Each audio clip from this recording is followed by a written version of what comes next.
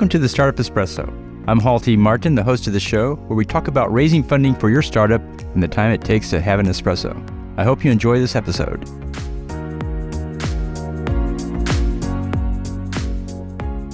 Hello, this is Halty Martin with the Startup Funding Espresso, your daily shot of startup funding and investing.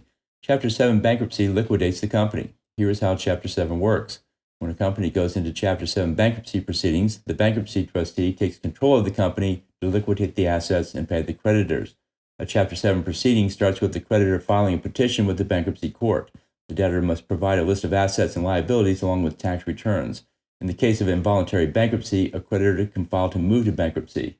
The debtor must provide a list of all creditors and how much is owed, a listing of all properties and all sources of income for the debtor. All debt collections cease. The debtor must provide all financial records and attend the hearings. All creditors must file a proof of claim. Once the bankruptcy trustee issues a discharge of the debts, the creditors can no longer pursue the debtor. Any act of fraud could remove the discharge order. Most bankruptcies take up to 180 days to complete. There are several alternatives to Chapter 7 bankruptcy which could be considered. Thank you for joining us for the Startup Funding Espresso, where we help startups and investors connect for funding. Let's go start listening to today. Halty Martin is the director of Investor Connect, which is a 501c3 nonprofit dedicated to the education of investors for early-stage funding.